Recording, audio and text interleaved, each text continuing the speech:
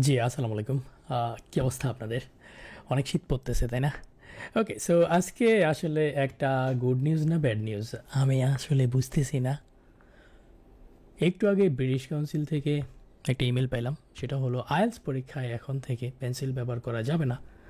জানুয়ারির 1 তারিখ 2025 সাল থেকে সামনে যে পরীক্ষাগুলো হবে এগুলোতে পেন্সিল ব্যবহার করতে পারবেন না, কলম ব্যবহার করতে হবে, এবং আপনি কলমও নিতে পারবেন না। তা ওনারা কলম দিবে, আপনি এক্সাম হলে এসে কলম পাবেন, পেন্সিল ব্যবহার করতে পারবেন না। আপনাকে পেন্সিলের সাথে লাইক ওই যে রাবার শার্পনার হাবিজাবি এগুলো কিছু নেওয়া যাবে না।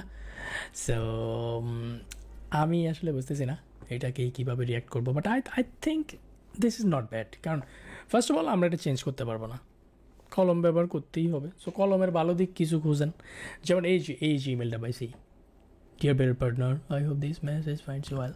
So এখানে বলছে starting from এত candidates will no longer be allowed to use pencils during the exam. They will be required to use pens for all written response. All written response means, you know what?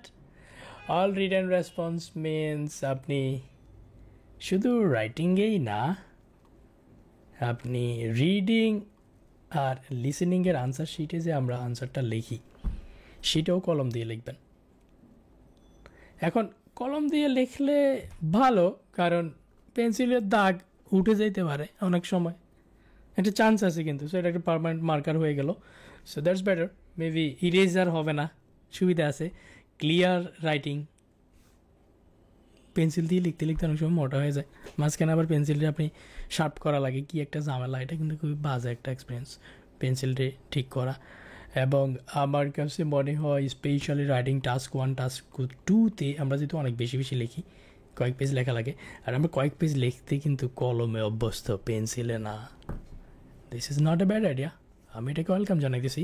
I think আমরা use to হয়ে যাবো। হ্যাঁ, উদয় ডরানোর কিছু নেই, ঠিক আছে? এর থেকে বড় জিনিস নিয়ে চিন্তা করেন, সেটা হলো এক্সামের রেজাল্ট যেদিন পাবেন সেদিন সেলিব্রেশন কী নিয়ে করবেন, ঠিক আছে? শোনেন, বুংবাং বাদ দেন, পড়াশোনা করেন। ইউটিউবে banglaLTS.com অনেক কিছু দিয়ে রাখছি, এগুলো ফলো করেন। আল্লাহ ভরসা, ঠিক আছে? দেখা হবে নতুন ভিডিওতে।